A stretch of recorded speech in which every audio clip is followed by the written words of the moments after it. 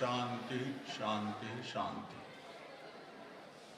आज के इस सत्र के सम्मानीय अध्यक्ष वयोवृद्ध ज्ञानवृद्ध डॉक्टर आचार्य वेदपाल जी, पूज्यपाद स्वामी प्रणवानंद जी महाराज, स्वामी आरवेश जी महाराज, स्वामी विवेकानंद जी, मेरे मित्र आचार्य डॉक्टर वागेश शर्मा, कन्या गुरुकुल की विदुषी आचार्याएँ पंडित वेदप्रिय शास्त्री जी, उपस्थित सभी सन्यासी वृंद, धर्म प्रेमी सज्जन वृंद, माताओं बहनों तथा प्यारे बच्चों, मुझे चूँकि और भी सत्रों में कुछ बोलना है, तो इसलिए मैं जो आर्य समाज का भावी कार्यक्रम क्या हो, हम ये चाहते हैं, हमने स्वामी जी से मिलकर विचार विमर्श किया है कि किसी एक व्यक्ति का विचार ही पर्याप्त नहीं होगा।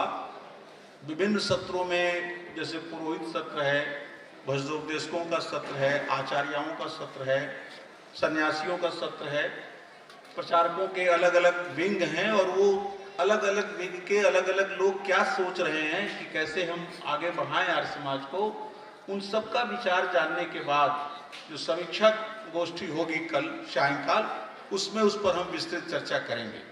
आज सवेरे प्रातःकाल के सत्र में पूज्यपाद स्वामी आरवेश जी ने हमसे कहा था, जिन दो विषयों की ओर ध्यान आकृष्ट किया था, मैं उसी की चर्चा कर दूंगा। संक्षिप्त समय है और विद्वानों को आप सुनेंगे। पहली बात यह है कि स्वामी दयानंद का जो जयंती मना रहे हैं, बहुत भ्रम फैला दिया लोगों ने कि स्वामी दयानंद का जन्म कब हुआ, और अध्ययन की स्वाध्याय की प्रवृत्ति इतनी कम होती कहीं चली गई कि लोगों को अपना इतिहास नहीं मालूम है। 1955 ईस्वी में सार्वदेशिक धर्मार्थ सभा ने एक समिति बनाई थी। उस समिति के अध्यक्ष थे स्वामी आत्मानंद जी महाराज और उसके मंत्री थे प्रोफेसर भीमसेन शास्त्री कोटा वाले। सदस्यों में आचार्य वैद्यनाथ शास्त्री थे, आचार्य विश्वनाथ जी थे, पंडित भगवत दत्त जैसे स्कॉलर थे, विजय शंकर जी बंबई वाले थे, इंद्रदेव यति थे, और उसकी 4 वर्षों तक 4 मीटिंगें हुई और जाकर के 23 जुलाई 1960 को फैसला हुआ। उसके हिसाब से ये फैसला हुआ, निर्णय हुआ, उसमें 15 विद्वानों की सहमति थी। निर्णय ये हुआ कि स्वामी जी ने लिखा है कि 1881 विक्रम में मेरा जन्म हुआ। स्वामी जी ने ईस्वी नहीं लिखा। आप लोग देखिएगा, स्वामी श्रद्धानंद ने भी जो अपनी याद कथा लिखी है उसमें उन्होंने ईस्वी नहीं लिखा। महात्मा नारायण स्वामी ने भी अपनी याद कथा में ईस्वी नहीं लिखा। सबने विक्रम संवत का प्रयोग किया। रामचंद्र शुक्ल ने हिंदी साहित्य का इतिहास लिखा तो ईस्वी नहीं लिखा, पूरा इतिहास विक्रम संवत पर लिखा। लेकिन आजकल लोगों के दिमाग में इतना अंग्रेजी छाई हुई है कि जब तक उसका इंग्लिश ट्रांसलेशन न कर दिया जाए तब तक वो समझ नहीं पाते कि कौन संवत है, क्या संवत है। तो गलती ये हो गई, स्वामी जी ने 1881 विक्रम संवत किया और अब 1881 विक्रम संवत को या किसी भी संवत को यदि आप विक्रम संवत है उसका आप ईस्वी संवत में परिवर्तन करेंगे, रूपांतरण करेंगे, तो उसका 10 महीना एक ईस्वी में होगा और 2 महीना लगभग दूसरी ईस्वी में होगा।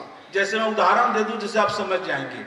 इस समय 2081 विक्रम संवत चल रहा है और इस समय ईस्वी चल रही है 2025, तो 2081 से 2025 को घटाएंगे तो कितना घटेगा? 56 वर्ष। 56 वर्ष घटेगा। और यही 30 मार्च के बाद आपका संवत 2082 हो जाएगा और वो अप्रैल में हमारा ईस्वी 2025 ही रहेगा। तो 2082 से 2025 घटाएंगे तो कितना घटेगा? 57। लेकिन गलती कर दिया इतिहासकारों ने कि 57 चूंकि 9 महीना 10 महीना रहता है तो सीधे 57 घटाने लगे। तो 1881 में 57 घटा के 1824 कर दिया और वो प्रचारित हो गया। 1824 इतना प्रचार हो गया, ये किसी ने नहीं सोचा कि गलती कहां हुई।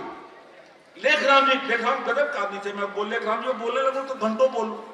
उन्होंने सारा स्वामी दयानंद के जीवन का सारा करके 1100 पेज की जो आलेख तैयार किया तो उन्होंने निष्कर्ष निकाला कि स्वामी जी का जन्म 1881 विक्रम के माघ अथवा फाल्गुन में हुआ होगा। आज निष्कर्ष क्यों निकाला? क्योंकि स्वामी ने लिखा है कि 14वें वर्ष की अवस्था के आरंभ में मेरा जो पवित्र वो संस्कार हुआ था, वो जो पवित्र संस्कार नहीं, वो शिवरात्रि हुई थी। शिवरात्रि जो हुई है वो 1894 के विक्रम संवत में शिवरात्रि को हुई थी और वो दिख रहा है 14वें वर्ष का अवस्था का आरंभ है। फिर वो कहते हैं कि 1903 विक्रम संवत में मैं घर से भाग खड़ा हुआ। तो विक्रम तो भगवत दत्त जी ने, लेखराम जी ने, देवेंद्र बाबू ने, सबने निष्कर्ष निकाला कि जो व्यक्ति 1903 विक्रम संवत में घर से भाग रहा है, और ये भी लिख रहा है कि घर से भागने से पहले बगल के गांव में पढ़ने गए थे, 20 वर्ष होने के बाद पढ़ने गए थे, और वहां जाके कह दिया मुझे विवाह करना नहीं है। अब सूचना मिल गई पिताजी को, तो पिताजी ने बुला लिया, तो वहां लिखा है उनके आत्मकथा में स्वामी जी ने कि घर पर ही मेरा 21वां वर्ष पूरा हुआ, 1 महीने में विवाह की तैयारी हो गई, और मैंने देखा कि बिना विवाह किए लोग नहीं छोड़ेंगे, तो एक शांत समय में घर से भाग खड़ा हुआ। तो उस सारा एनालिसिस करके परिणाम पर पहुंचे भगवत दत्त जी, लेखराम जी वगैरह, कि जब घर में आए वो बगल के गांव से, तो अधिकतम 1.5 महीना, 1.25 महीना रहे।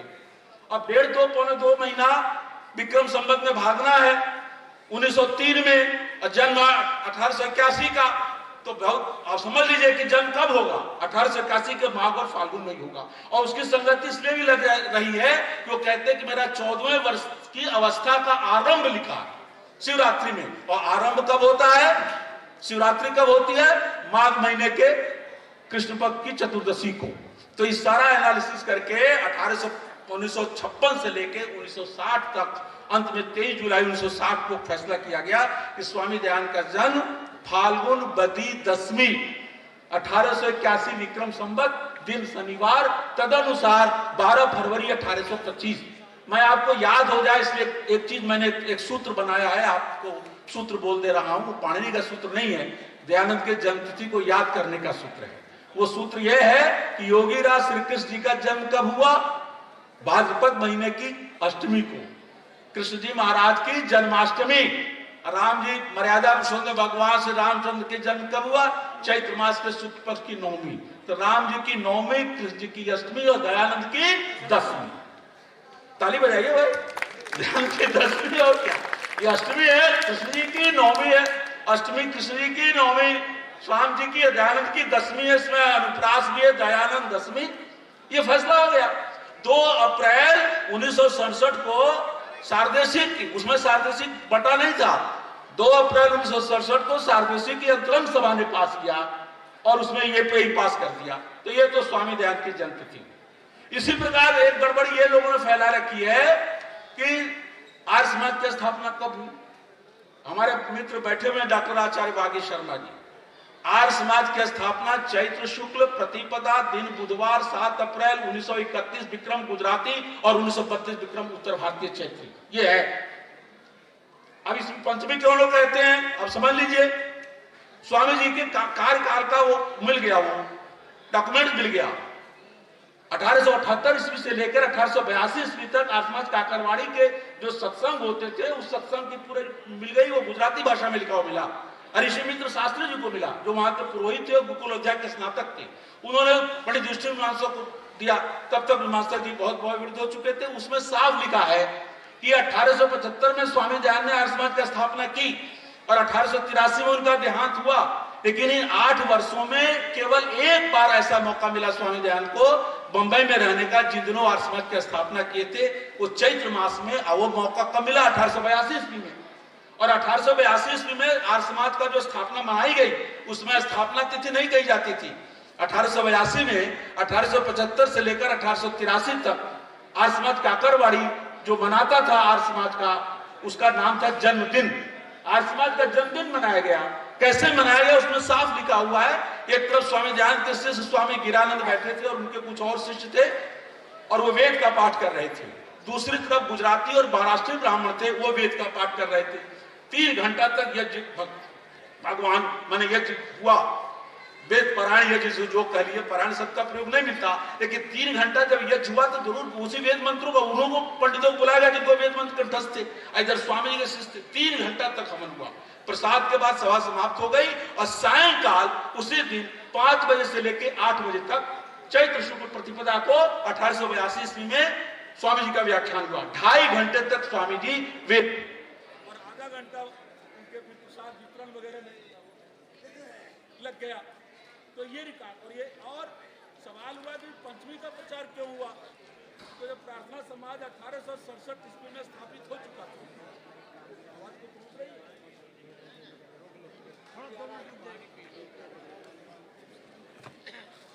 करती चैत्र शुक्ल प्रतिपदा को 7 अप्रैल बुधवार तो वहां विचार हुआ कि आगे कार्यक्रम क्या होना चाहिए, कुछ तो कार्यक्रम हो। तो कार्यक्रम ये था कि उससे पहले आर्य समाज की स्थापना से 8 साल पहले 1867 ईस्वी में बंबई में प्राथमिक समाज की स्थापना हुई थी। वो प्रगतिशील संस्था थी बंबई की। उसके लोग रविवार को प्रातःकाल बैठते थे और आपस में सत्संग करते थे। तो आर्य समाज के तत्कालीन लोगों ने कहा कि हम भी सत्संग करेंगे, लेकिन ऐसा समय रखा जाए कि जो सत्संग हो जिसमें वो लोग भी आ सकें, और उनके यहाँ चूंकि हम जाते हैं तो हम भी जाएंगे। दोनों प्रगतिशील संस्थाएं थी। तो तय हुआ कि शनिवार को सायंकाल सत्संग हुआ करेगा। इसलिए स्वामी जी ने 7 अप्रैल प्रतिपदा के दिन सत्संग आर्य समाज की स्थापना की, और पहला सत्संग, साप्ताहिक सत्संग आर्य समाज के इतिहास में अगला शनिवार को पढ़ रहा था, वो चैत्र शुक्ल पंचमी को पढ़ रहा था। और वो शनिवार के दिन स्वामी जी का प्रवचन हुआ 10 अप्रैल को। यहीं तक नहीं, देवेंद्र बाबू ने लिखा है कि स्वामी जी शुरू में जब स्थापना किए थे जिस समय 1875 ईस्वी में, उस समय लगभग 3 सप्ताह तक रह गए बंबई में। तो अगला जो शनिवार आया 10 अप्रैल के बाद 17 अप्रैल को, उस दिन भी स्वामी जी का सायंकाल प्रवचन हुआ। अगला फिर शनिवार आया 24 अप्रैल को, उस दिन भी स्वामी जी का। लगातार स्वामी जी के 10, 17 और 24 अप्रैल को व्याख्यान हुए बंबई में, साप्ताहिक सत्संग। अब बहुत दिनों तक साप्ताहिक सत्संग बंबई आर्य समाज का शनिवार को सायंकाल होता रहा। बहुत बाद में जाकर के रविवार को प्रातःकाल हुआ।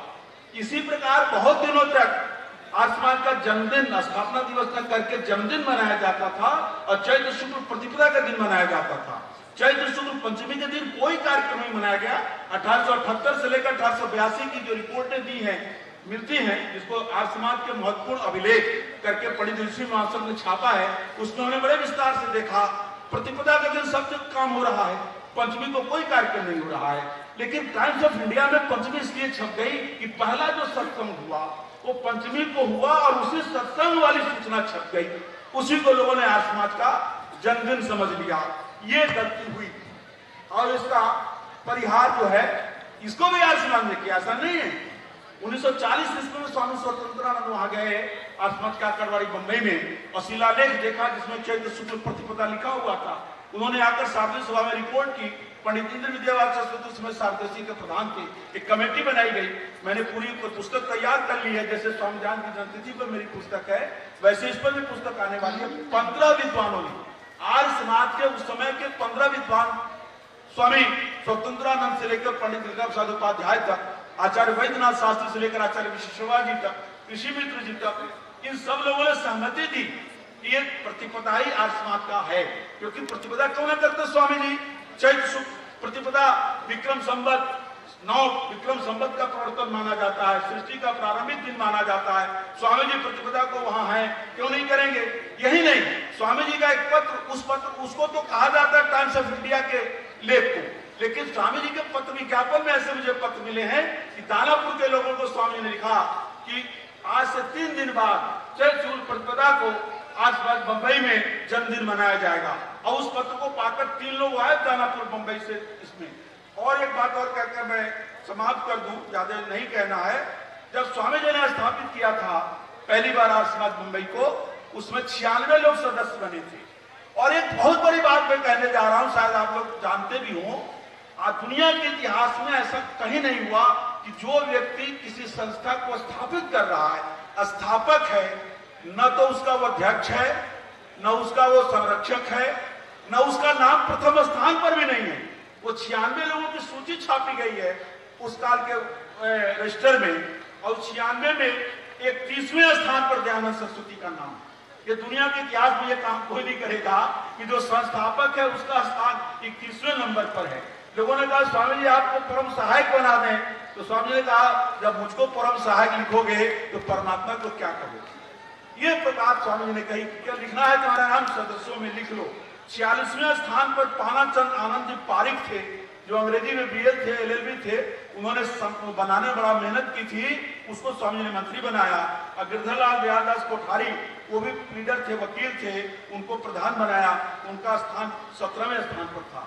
बाद में कुछ लोगों ने लिखा कि आर्य समाज की स्थापना से ब्राह्मणों को नुकसान हुआ, ब्राह्मणों के खिलाफ स्वामी जान ने आर्य समाज की स्थापना की, जिसका एनालिसिस करके आर्य समाज के इतिहासकारों ने लिखा कि बहुत गलत बात है। आर्य समाज में जो 96 लोग प्रथम मेंबर बने थे, उसमें से 37 ब्राह्मण मेंबर थे। प्रोफेसर जॉर्डन्स ने पूरा एनालिसिस किया है कि किस किस जाति के, किस किस बिरादरी के कितने लोग आए। स्वामी जी के शिष्यों में पंडित कृपाराम शर्मा जो स्वामी दर्शनानंद बने, पंडित गणपति शर्मा और एक पंडित युष्टि विमार्शक, पंडित ब्रह्मदत्त जिज्ञासु, प्रारंभिक पीढ़ी के विद्वानों में बड़ी अच्छी संख्या ब्राह्मण होती है। कोई ब्राह्मणवाद के खिलाफ आर्य समाज स्थापित नहीं हुआ था। तो ये बात उनको ध्यान में आप लोगों को रखना चाहिए। और उसी में वो भी थे श्याम जी कृष्ण वर्मा, जो स्वामी जी के प्रिय शिष्य थे, जिन्होंने जाकर के आजादी की लड़ाई वहां शुरू की, लंदन में इंडिया हाउस बनाया। उनका स्थान 50वें स्थान पर था।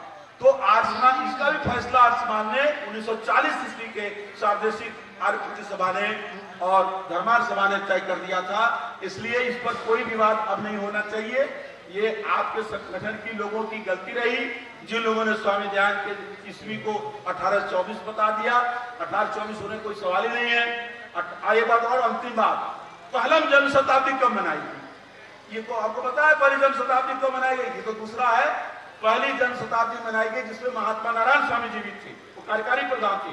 स्वामी श्रद्धानंद प्रधान थे, महात्मा हंसराज थे, पंडित भगवत दत्त थे, पंडित बुद्ध विद्यालंकार थे, एक से विद्वान थे। और जान लीजिए मनाई गई फाल्गुन वदी सप्तमी से त्रयोदशी तक, 7 दिनों तक मनाई गई। और सप्तमी से त्रयोदशी के बीच में ही वो दशमी भी आती है।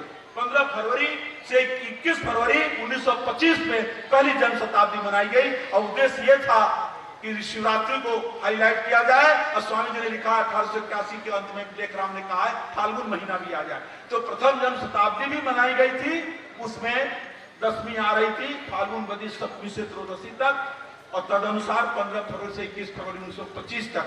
तो ये दो विवाद और शांत हो जाने चाहिए। विवाद बहुत लोग नया खड़ा करते हैं कि स्वामी दयानंद का जन्म, अंतिम बार बोल दूं, फाल्गुन वदी दशमी शनिवार 1881 विक्रम संवत, तदनुसार 12 फरवरी शनिवार 1825 ईस्वी।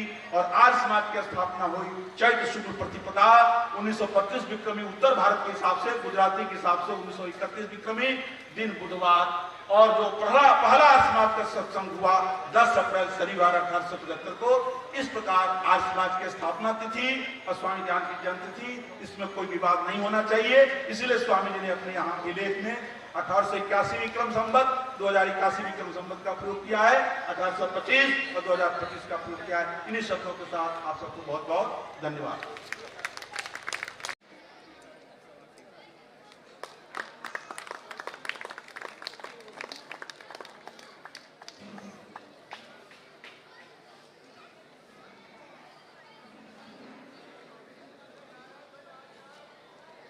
एक बार करतल ध्वनि से हम अभिनंदन करें। मैं पीछे बैठे हुए महानुभावों से आग्रह करूंगा, कृपया आगे आ जाए तो आपको विषय और सुखद रूप से स्पष्ट होगा। हमारे इस पांडाल में आज के इस कार्यक्रम में वक्ता के रूप में डॉक्टर बलवीर आचार्य जी, जो